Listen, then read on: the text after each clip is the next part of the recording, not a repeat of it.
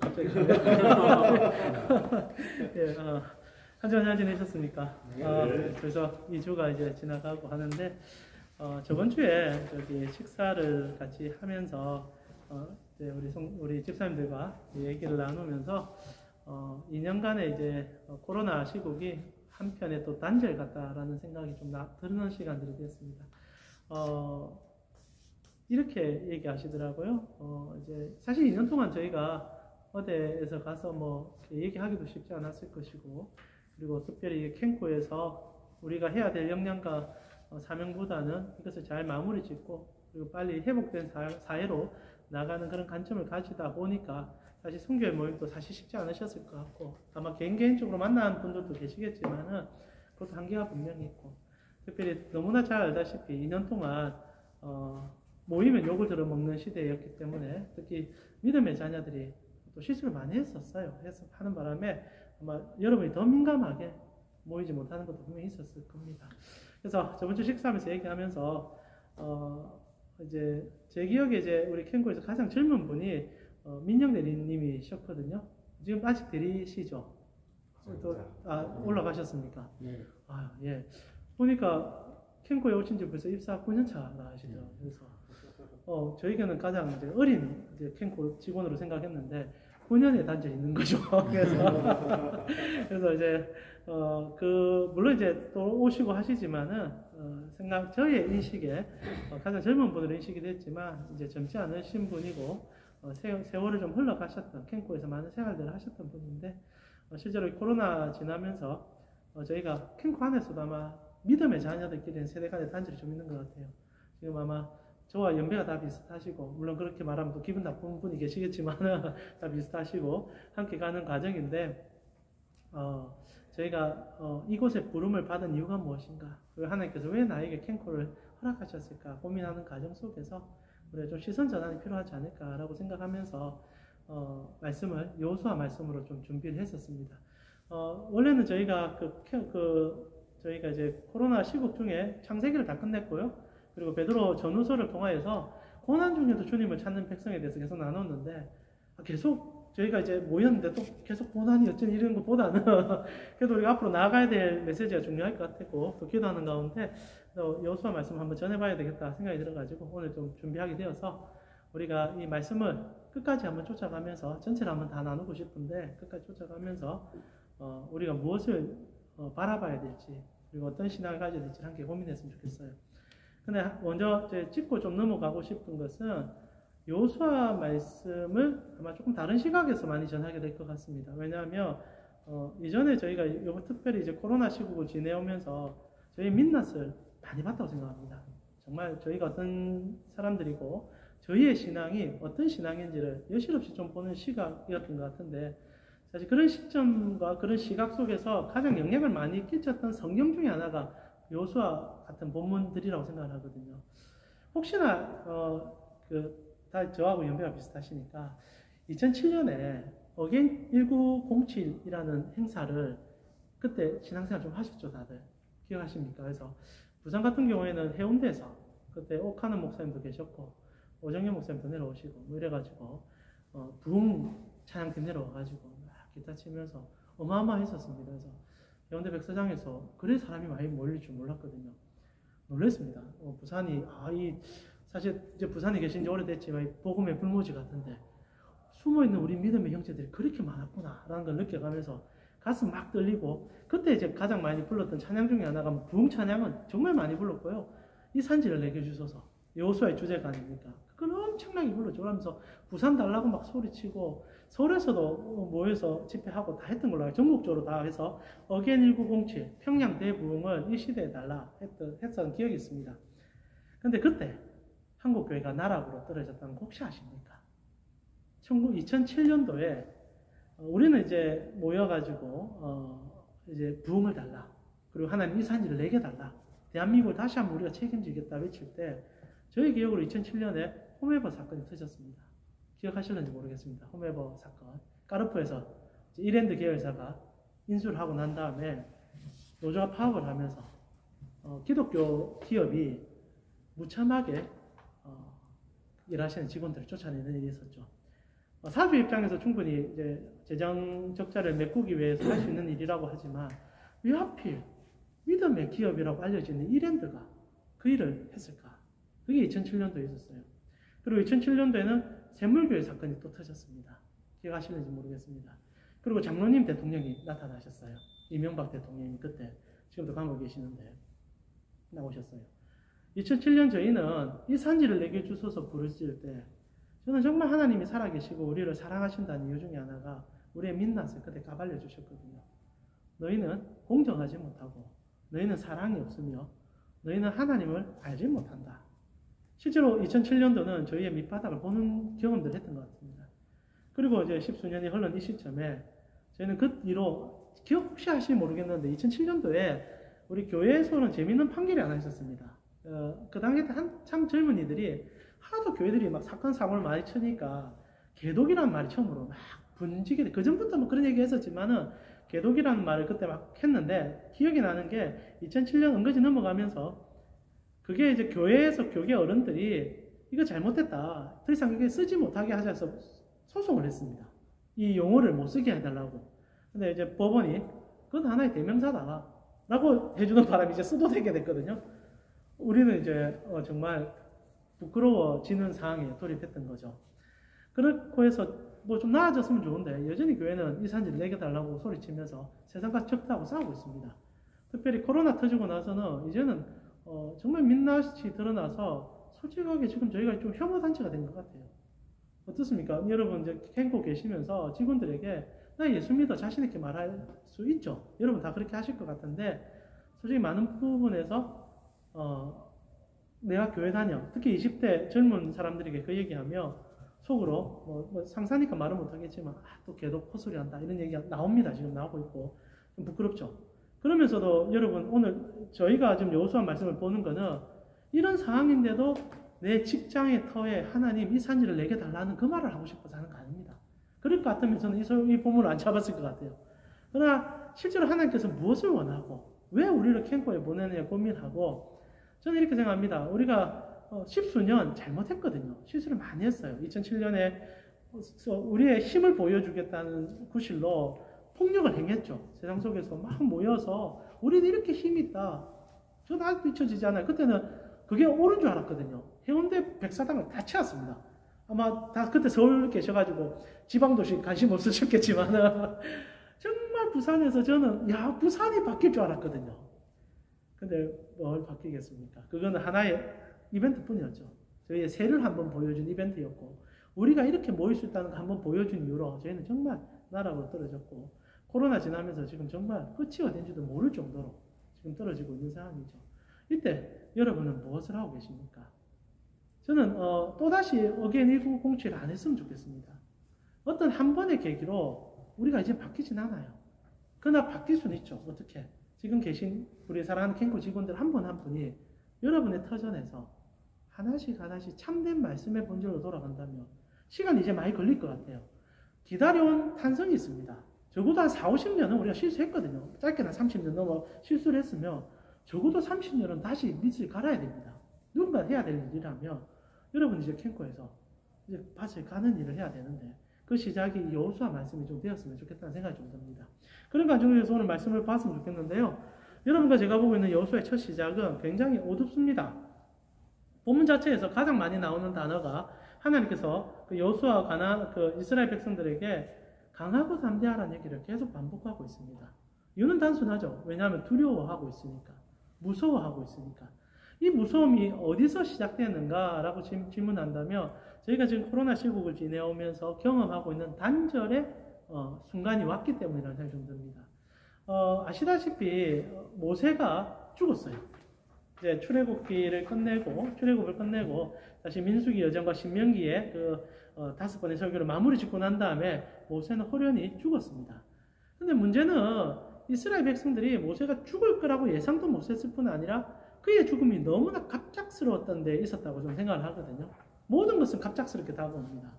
우리의 지금 아픔, 우리의 그런 힘듦, 크리스찬으로서 살아가는 삶의 여건이 녹록지 않은 것은 하루 이틀 생긴 것은 아니겠지만 우리 모두에게 갑자기 다가온 것처럼 느껴질 때가 있다는 거죠. 이스라엘 백성들에게 모세의 죽음은 급작스러웠습니다. 왜냐하면 모세는 죽기 전까지 기력이 쇠하지 않았고 언변이 뛰어났으며 그 누구도 죽을 줄 예상을 못하고 있는 상황에서 하나님이 오라 하셔가지고 그가 홀로 산에 올라가고 이스라엘 백성들을 보내는 일이 있었죠. 실제로 신명기서를 보게 되면요. 신명기 34장 7절에 보니까 이런 기록이 있습니다. 모세가 죽을 때 나이 120세였으나 그의 눈이 흐리지 아니하였고 기력이 쇠하지 아니하였다라고 기록이 되어 있죠. 갑작스러웠다는 겁니다. 갑작스럽게 한 지도자가 사라지게 되었고 그 지도자는 이스라엘의 전체 영적 분위기를 이끌어가는 힘이었다는 거죠. 그런데 그가 떠나게 되었고 그들은 이제 거대한적인 가나안을 눈앞에 두고 있는 상황이었다는 겁니다. 어떻습니까? 저는 이 시대에 그래도 믿음의 끈을 마지막까지라도 붙잡고 싶어서 발버둥치는 우리 같아요. 사실 우리 캔고 선교회 지체 여러분에게는 가슴 속에 와 이분 계셔서 그래도 우리가 신앙생활인데 낯을 좀 들 수 있다라는 인물이 떠오르는 분이 계십니까? 물론 여러분 교회 담임 목사님들 떠오르실 거라고 생각합니다. 아니라면 안 됩니다. 항상 사랑해 주십시오. 그러나 목사의 입장에서는 저는 조금 가우뚱해져요. 요즘은 정말 저도 이제 이제 기성세대가 되었지만은 존경할 만한 목사님이 그리고 나 스스로도 그런가라고 질문할 때 문득 떠오르는 분이 없을 뿐 아니라 뭔가 따를 만한 사람들이 사라지고 있구나 라는 것을 강하게 느끼는 시점이기도 합니다. 이스라엘 백성 전체가 그것을 느꼈던 것 같아요. 그리고 이제 우리에게 다가온 것은 무서움이죠. 이제 우리의 신앙이 여기서 끝날 수도 있겠구나. 여러분 캠포가 사실 솔직하게 10년 안에 어떻게 될 것 같습니까? 지금 9년의 단절이 일어났다면 10년 후에는 어떨 것 같습니까? 저와 여러분이 똑같이 늙어가는 거 그거밖에 안 된다면 안타깝죠. 젊은 20대 30대 이제 들어오신 분들 가운데 가슴을 뜨겁게 캠코를 하나님 앞에 드리고자 하는 그 열정을 상상이 되십니까? 저번 주 저의 식사의 내용으로는 저도 안 될 것 같은데 우리 모두 힘들 것 같아요. 단절이죠. 아픔이죠. 내 스스로도 그런 모습이 아닌 거죠. 그런 과정 속에서 애들이 굉장히 무서워하고 있을 때 하나님께서 그들을 위로하기 시작합니다. 근데 그 위로가 참 독특해요. 오늘 우리 캠코 선교 지체 여러분이 이제 식사를 마치고 여러분 직장에 들어갈 때 이 메시지를 좀 붙잡았으면 좋겠는데 하나님이 하신 말이 여호수아 1장 3절입니다. 우리 같이 한번 읽어볼까요? 1장 3절입니다. 내가 모세에게 말한 바와 같이 너희 발바닥으로 밟는 곳은 모두 내가 너희에게 주었노니. 지금 내가 기대하고 내가 좋아했고 내가 생각했던 그것들이 사라지는 순간에 하나님이 우리에게 하시는 얘기는 내가 이미 그 땅을 주었다는 얘기를 하는 거죠.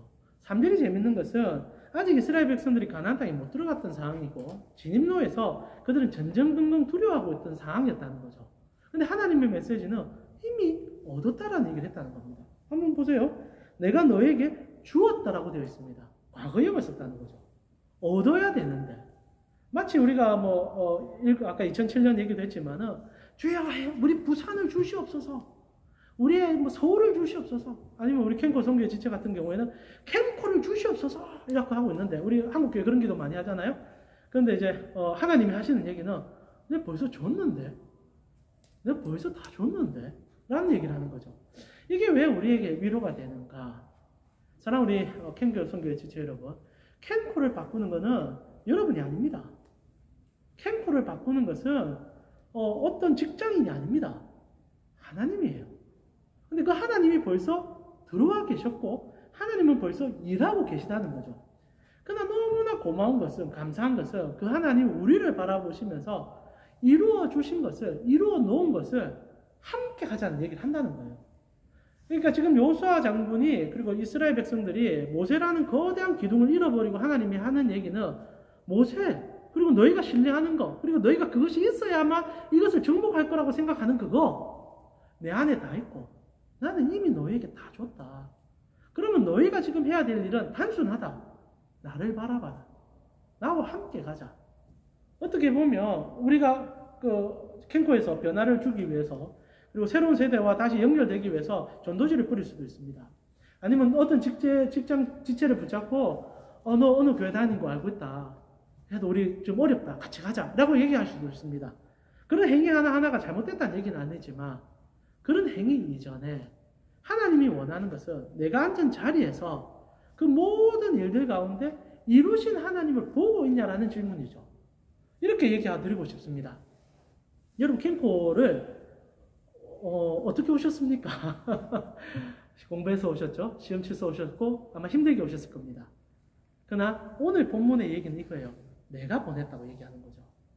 내가 너희를 이곳에 보냈다. 이 시선 전환. 내가 이루었기 때문에, 내가 왔기 때문에 내가 전도해야 된다는 생각과, 그리고 내가 이곳에 캠코 선교회를 살려야겠다는 생각과, 하나님께서 나를 붙여놓았기에, 하나님이 이곳에 일하고 있기에, 하나님이 계신 자리에 앉아 있겠다는 마음은 본질적으로 좀 다를 수 있다 생각해요. 그러면서 여러분 이 예배 자리 하나 지키는 것 대단한 겁니다. 왜냐하면 하나님과 함께 하고자 하는 그 마음의 열정이 여러분 속에 이루어지기 때문이죠.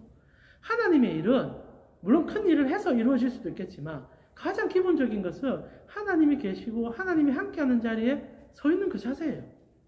그런 모습 속에서 일은 시작된다는 거죠. 그래서 이스라엘 백성들에게 하나님이 주는 위로는 딱 하나입니다. 너희가 칼로 싸우고 너희가 뭔가 대적을 접하기 전에 나의 실존을 믿어달라는 겁니다. 캠코에는 여전히 하나님 살아계세요.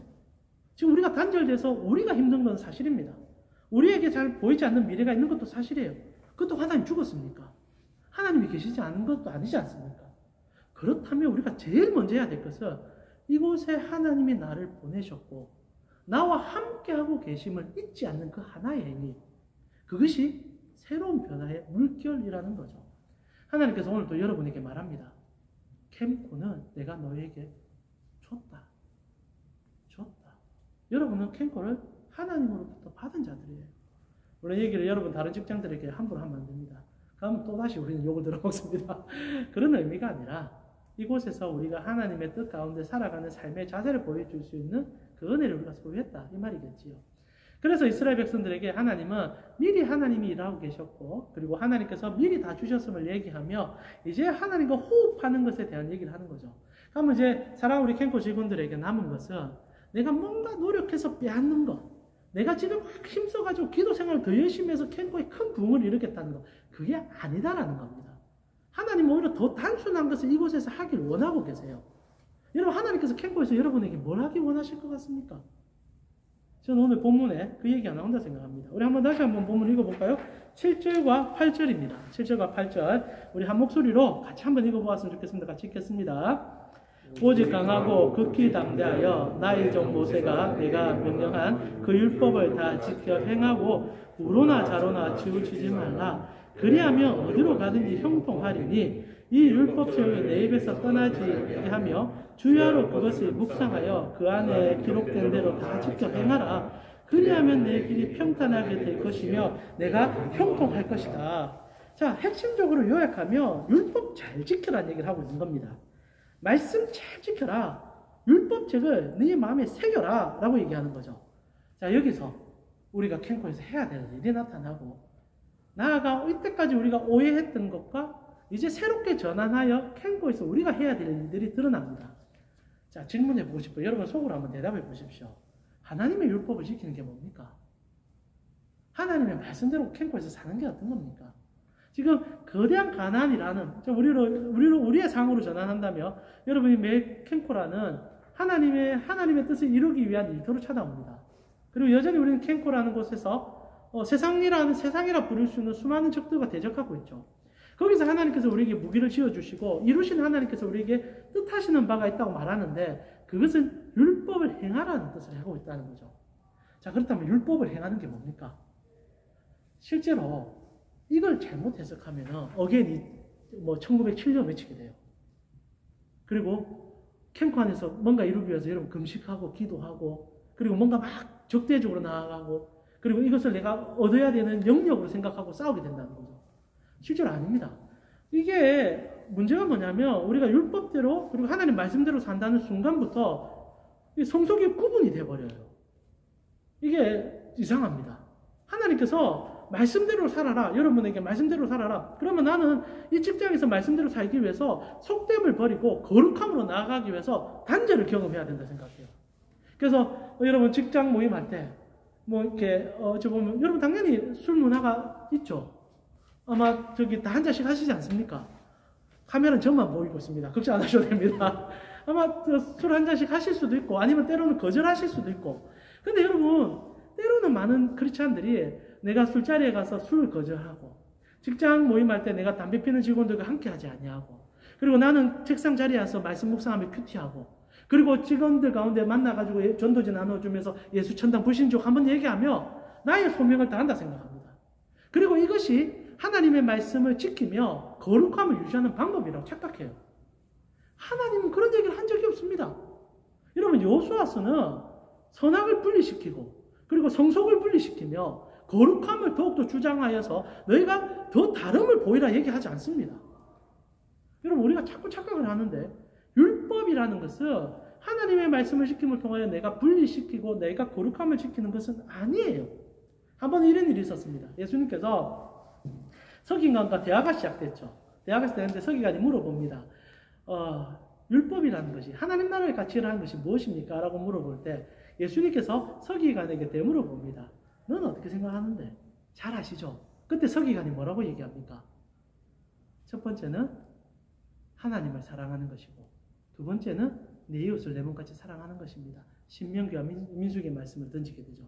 예수님께서 극찬을 합니다. 대단하다. 그리고 나서 나온 얘기가 뭡니까? 선한 사마리아인의 비유가 등장하게 되죠. 물론 복음서마다 조금 다른 경우가 있습니다. 그걸 예수님이 얘기한 것도 있고 서기관이 질문해서 서기관이 답한 경우도 있습니다. 그러나 중요한 것은 서기관이 그 답을 했다는 과정 속에서 구약 모든 율법을 히브리인들은 그 관점으로 이해하고 있었다는 것과 함께 예수님께서 그것이 율법이라고 얘기해 줬다는 거죠. 그렇다면 오늘 신명기도 여러분 여호수아도 똑같은 거예요. 율법대로 사는 게 뭡니까? 하나님 사랑하고 그 사랑으로 직원 사랑하는 것. 그게 율법을 행하는 거예요. 여러분, 복음이라는 게 뭡니까? 요즘 제가 저희 교회에서 올 초 들어와서 저희 신앙의 기본이 워낙 심각한 변질이 일어난 것 같아서 그냥 복음 자체를 계속 기초적으로 좀 다루고 있는데 최근에 들어서 저는 이 복음이라는 것을 딱 두 문장으로 요약하는 것이 좋다는 생각이 좀 들었습니다. 여러분, 복음이라는 게 무엇인가? 어려운 게 아니죠. 우리가 복음 생각하면 아마 여러분의, 그리고 저의 머릿속에도 그리스도의 십자가가 먼저 떠오를 겁니다. 그리고 예수님의 십자가에 내 죄가 덮임을 받고 용서받은 것. 그래서 내가 천국 갈 수 있는 그것이 복음으로 인지하는데 성경 전체는 그거는 가장 중요한 사건이긴 하지만은 그것으로 파생된 모든 것들을 복음이라 얘기하고 복음은 딱 두 문장으로 요약할 수 있습니다. 사랑받았고 사랑하라. 한번 따라해 보시죠. 사랑받았고 사랑하라. 첫 번째, 예수 그리스도의 사랑을 받았습니다. 십자가의 사랑을 받았어요. 그럼 어떻게 해야 되냐? 복음은 그 사랑으로 사는 겁니다. 여호수아에게 그 얘기하는 거죠. 여러분, 우리가 계속 이제 몇 달에 걸쳐서 보게 되는데 여호수아 전체의 내용이 좀 잔혹한 것 같아요. 막 이게 가나안 족속과 싸우면서 멸하고 다 없애고 우리가 그것만 봐서 그렇지 실제로 그 내용은 거의 없습니다. 전쟁 스토리들 잘 안 나와요. 진짜 중요하게 얘기하는 것은 사랑받았으니 사랑하라는 얘기가 많이 나옵니다. 제일 먼저 뭐 나옵니까? 사랑받는 얘기가 나오죠. 여리고성. 하나님 앞에서 7바퀴 도니까 하나님이 은혜를 베어줍니다. 그리고 나서 그 여리고성 안에 뭐가 드러납니까? 기생라합. 기생마저도 사랑할 수 있는, 그리고 그들이 그 공동체에 받아들이는, 그래서 그것이 다윗의 혈족이 되고 예수 그리스도로 올 수 있는 사랑이 나타나요. 그러나 아간의 범죄를 통하여서 우리가 보게 되는 것은 하나님 앞에 우리가 어떤 신실함과 그 반응을 보여야 될지를 알게 되죠. 그러면서 기본 족속이 찾아옵니다. 그들은 거짓말해요. 그들은 속여요. 그런데 여호수아 장군이 하나님을 신뢰해서 그들을 받아줍니다. 오픈 공동체. 그리고 끝까지 책임집니다. 나중에 기본 족속과 함께 북방에 있는 이스라엘 그 가나안 족속들이 연합을 해서 기본 족속을 없애려 하거든요. 근데 여호수아가 책임을 져요. 이게 율법이라는 거예요. 율법은 내가 먼저 나서서 하나님의 사랑을 행하겠다. 그리고 대부분의 내용이 땅 분배 내용밖에 없습니다.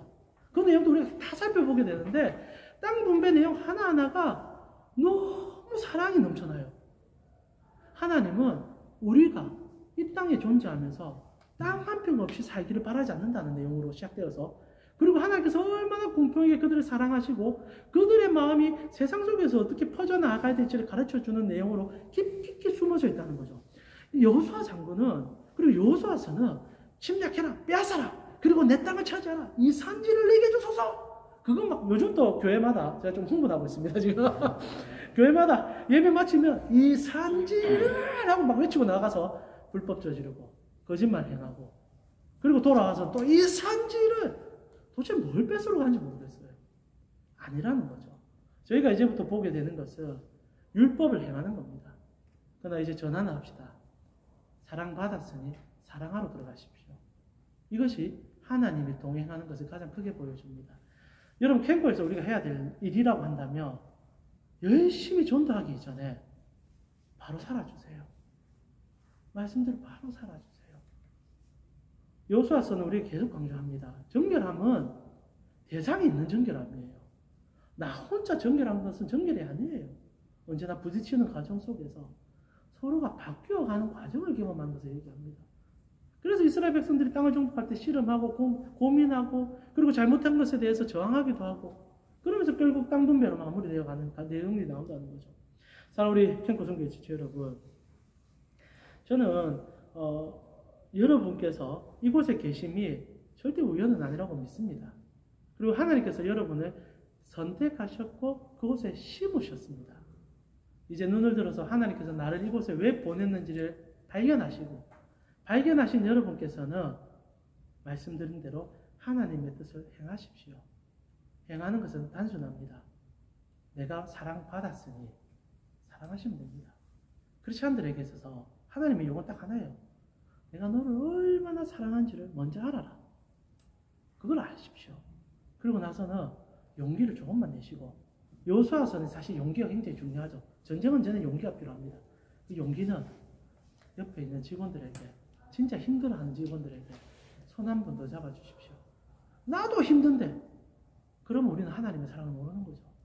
나도 힘들 때 하나님이 나에게 오셨잖아요. 여러분 먼저 구원해 주셨잖아요. 그럼 우리가 조금은 용기를 내어서, 큰 용기도 아닙니다. 큰 변화도 아닙니다. 손 한 번 잡아주고 커피 한 잔 더 뽑아주고 그리고 좋은 말 한 번 더 해주시고 그것을 우리가 30년 해봅시다. 그럼 우리가 달라질 거예요. 누가 우리를 개독이라 욕하겠습니까? 하나님의 사람이라 얘기하겠죠. 차지할 필요도 없어요. 싸우지도 마세요. 오히려 싸우지 마세요. 오히려 직원들 가운데 여러분과 신앙의 마찰이 일어난다면 복음으로 희생하세요. 바울이 뭐라고 했습니까? 나는 그 사람에게 맞춰줄 용기가 다 있다. 나는 어떤 순간에도 저 한 영혼 구하려면 나를 땅바닥에 쳐박는 내 거지가 되더라도 내 맞춰주겠다. 그게 바울의 복음이었습니다. 근데 오늘날 우리는 분리시키잖아요. 난 거룩하다 얘기하잖아요. 말을 하다 보니까 또 흥분해서 좀 말이 늘어났는데, 잘 우리 캠프 성교 지체 여러분, 이제 시작입니다.